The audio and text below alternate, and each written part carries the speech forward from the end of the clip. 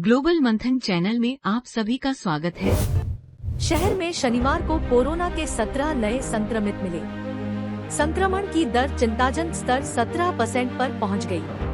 पिछले साल के मुकाबले कोरोना की रफ्तार बेहद तेज है। पिछले साल पूरे अप्रैल माह में जहां 39 रोगी मिले थे, वहीं इस बार 8 दिन में ही 72 संक्रमित मिल चुके हैं। जोधपुर के बोरानाड़ा इलाके में एक स्टील फैक्ट्री में गैस लीक होने से 10 कर्मचारी झुलस गए। इन्हें फौरन महात्मा गांधी हॉस्पिटल लाया गया। पेशेंट के 10 से 15% उनके बर्न है और आते ही सबको अटेंड कर लिया गया था। यूनिट इंचार्ज आ गया था, यूनिट हेड जो है हमारे सर्जरी के, और प्लास्टिक सर्जन आ गए थे। फटाफट उनका इलाज कर लिया, शुरू कर दिया, उनको ड्रिप स्टार्ट कर दी, ड्रेसिंग कर दी। ढींगा महोत्सव के 15वें दिन लोटिया मेले में पद्म सागर की पाल पर यह भीड़ उमड़ी है अपनी गंवर माता के लिए पवित्र जल लेने के लिए। 5 घंटे तक जोधपुर शहर की प्रमुख सड़कें जाम रही और आप भी देखिए ऐसा रहा उत्साह।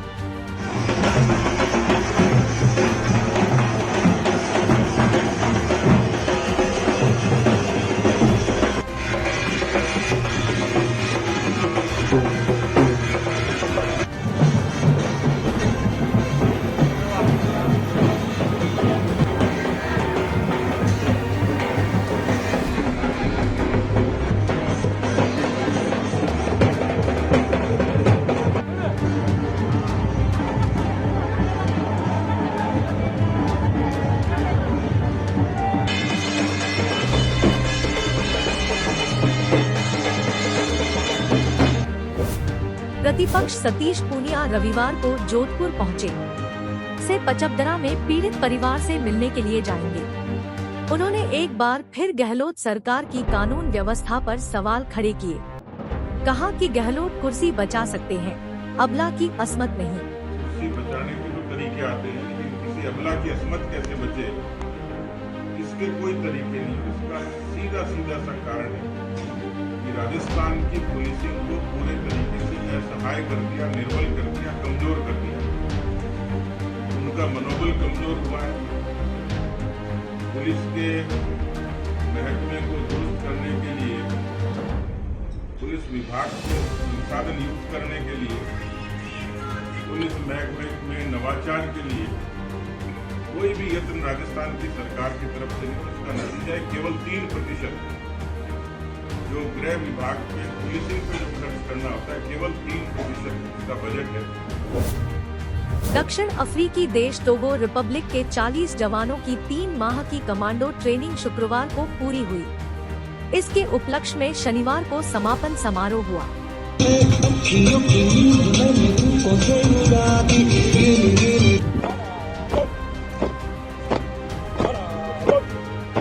टोगो वेस्ट अफ्रीकन कंट्री है। वहाँ से हमारे पास 12 सप्ताह की ट्रेनिंग के लिए वीआईपी सिक्योरिटी और स्पेशल कमांडो ट्रेनिंग के लिए 40 जवान यहाँ पर जनवरी के महीने में आए थे। आज इन सभी जवानों की ट्रेनिंग कंप्लीट हो गई है और अब ये ट्रेनिंग प्राप्त करके अपने देश में अपनी कंट्री को अपनी सर्विस देंगे। सचिन पायलट एक बार फिर अपनी ही पार्टी की सरकार पर बड़े सवाल खड़े कर दिए हैं।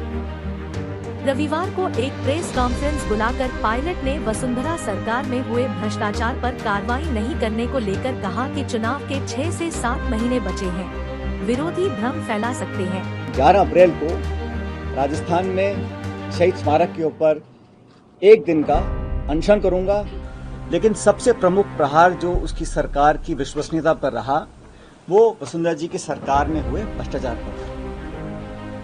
हम लोगों ने लगातार एक जिम्मेदार विपक्ष की भूमिका निभाई और जो भ्रष्टाचार के प्रकरण सामने आए उसको हमने उजागर किया, जनता तक लेकर गए और मुझे लगा कि हमारी बात को कांग्रेस के कार्यकर्ताओं की, हम नेताओं की जो आवाज़ थी, जो बात थी, जो तथ्य थे, जो प्रमाण थे, उनको जनता ने स्वीकार किया। यही कारण था कि 5 साल की सरकार के बाद जब चुनाव हुए तो जनता ने हमारे बातों पर विश्वास किया और 163 से वो 70-71 पर आकर रुक गए थे। इस पूरे कार्यकाल में जो आरोप लगे वसुंधरा जी की सरकार पर, वो आरोप हम सब लोगों ने मिलकर लगाए। कांग्रेस पार्टी के नेताओं ने, मैंने अध्यक्ष के नाते और तमाम सभी नेताओं ने, और हमने ये जनता से वादा किया था कि भाजपा के और वसुंधरा जी के कार्यकाल में जो जो करप्शन के इश्यूज सामने आए हैं उसका हम प्रभावशाली तरीके से, निष्पक्ष तरीके से जांच करवाएंगे और दोषियों को सजा देंगे। विपक्ष में रहते हुए हमारी जो विश्वसनीयता थी वो तभी कायम रह सकती है जब हम अपनी बात पर खरा उतरें। और हम चाहते हैं कि जब जनता के बीच जब सिर्फ 6 महीने का 7 महीने का समय बचा है तो हम लोग पब्लिक में जाएं, उससे पहले हम लोग कुछ कार्रवाई करें। ये जांच का विषय मैंने नहीं कहा, तो कई बार आप देखा मुख्यमंत्री जी ने बोला है, कई बार सदन ने बोला है, सदन के बाहर बोला है, तो इसलिए मैं समझता हूँ बहुत ज़रूरी है, लेकिन दुर्भाग्यवश अभी तक इस पर कार्रवाई हुई नहीं है। इसी को देखते हुए, क्योंकि 11 अप्रैल को महान समाज सुधारक लगभग 200 साल पहले जन्मे ज्योतिबा फूले जी की जयंती है, इसलिए मैं 11 अप्रैल को राजस्थान में शहीद स्मारक के ऊपर एक दिन का अनशन करूंगा, इस बात को दोबारा रखने के लिए। राहुल गांधी के समर्थन में निकाले गए मशाल जुलूस में सचिन पायलट भी सड़क पर उतरे, जहां पायलट जलने से बाल बाल बचे। दरअसल जुलूस में पायलट यूथ कांग्रेस के राष्ट्रीय अध्यक्ष श्रीनिवास बीवी के आगे चल रहे थे। इसी दौरान श्रीनिवास के हाथ से मसाज छूट गई और पायलट के सिर से टकराते हुए नीचे गिरी। उदयपुर के पाली गांव में फसल की रखवाली कर रहे 70 वर्षीय बुजुर्ग को पैंथर ने शिकार बना लिया। हमला इतना खतरनाक था कि पैंथर ने पहले बुजुर्ग पर हमला कर गर्दन मरोड़ी, फिर बायां पैर काटा। हमले से मृतक की पेट की आंतें बाहर निकल आई। शव का पोस्टमार्टम रविवार को होगा। अब पैंथर को पकड़ने के लिए वन विभाग द्वारा पिंजरा लगाया गया है। पूर्व डिप्टी सीएम सचिन पायलट के नजदीकी लाडनू विधायक मुकेश भाकर को लॉरेंस बिश्नोई गैंग की ओर से जान से मारने की धमकी मिली है। यह धमकी भाकर को 3 अप्रैल को रात 11 बजे मिली थी। भाकर के नंबर पर 2 नंबरों से फोन आया, जिसमें धमकी देने वाले ने खुद को रोहित गोदारा बताया और कहा कि वह उसे जान से मार देगा। जयपुर के एसएमएस हॉस्पिटल में युवती से छेड़छाड़ का मामला सामने आया है। वार्ड में भर्ती युवती के पास डॉक्टर बनकर आए आरोपी ने चेकअप के बहाने गंदी हरकत की। युवती के चिल्लाने पर वार्ड से भागते समय गार्ड ने आरोपी को पकड़ लिया। एसएमएस हॉस्पिटल थाना पुलिस ने शिकायत पर छेड़छाड़ का मामला दर्ज कर आरोपी को शनिवार दोपहर अरेस्ट कर लिया है। सरकारी नौकरी की तैयारी कर रहे युवाओं के लिए अच्छी खबर है। अगले 30 दिनों में 14,500 से ज्यादा पदों पर वैकेंसी निकली है। इनमें स्टेट बैंक ऑफ इंडिया में 1022 स्टाफ, सिलेक्शन कमीशन में 7500, इंडियन रेलवे में 238, गुजरात हाईकोर्ट में 1499, शिक्षा विभाग में 3120, इंदिरा गांधी राष्ट्रीय मुक्त विश्वविद्यालय इग्नू में 200, हिमाचल प्रदेश लोक सेवा आयोग में 360, कर्मचारी चयन आयोग में 205, nuclear power corporation of India में 325, संघ लोक सेवा आयोग में 69 पदों पर भर्तियां की जाएंगी। जयपुर की ब्लू पॉटरी अब उद्योगपति मुकेश अंबानी के घर की शोभा बढ़ाएगी। मुंबई में नीता मुकेश अंबानी की ओर से कल्चर सेंटर में लगी प्रदर्शनी में जयपुर की ब्लू पॉटरी ने अपनी चमक बिखेरी। नीता अंबानी ने इस प्रदर्शनी में जयपुर के आर्टिस्ट गोपाल सैनी और उनकी बेटी गरिमा से ब्लू पॉटरी खरीदी। प्रधानमंत्री नरेंद्र मोदी प्रोजेक्ट टाइगर के 50 साल पूरे होने के मौके पर आयोजित कार्यक्रम में शामिल होने मैसूर पहुंचे।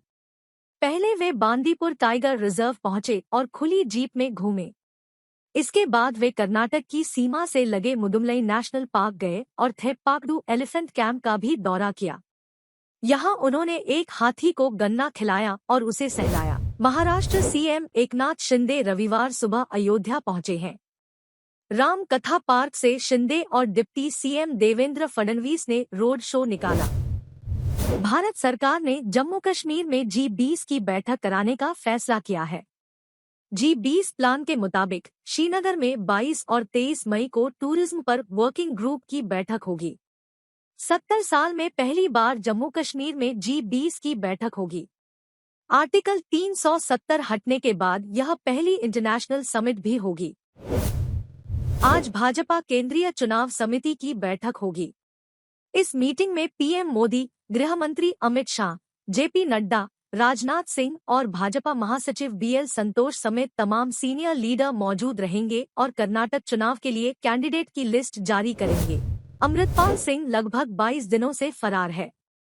5000 से अधिक पुलिस कर्मियों ने 150 से अधिक बस स्टैंड हो 300 से अधिक ढेरों पर सर्च अभियान चलाया, लेकिन अमृतपाल हमेशा पुलिस से आगे रहा है।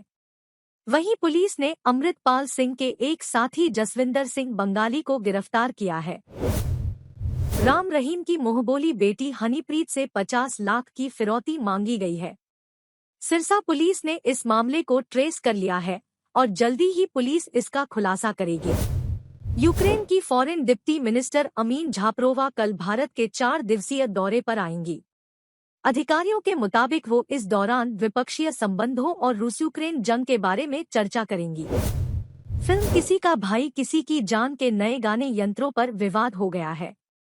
कहा जा रहा है कि इस गाने में साउथ के कल्चर का अपमान किया गया है।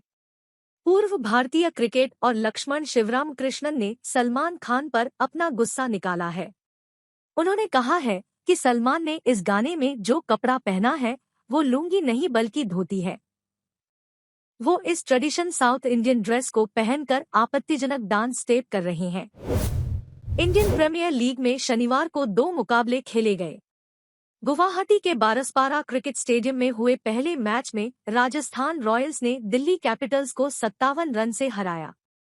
दूसरी पारी के पहले ही ओवर में रॉयल्स के कप्तान संजू सैमसन ने बेहतरीन फ्लाइंग कैच पकड़ा। अगर वीडियो पसंद आई हो तो वीडियो को लाइक करें, शेयर करें और चैनल को सब्सक्राइब करें।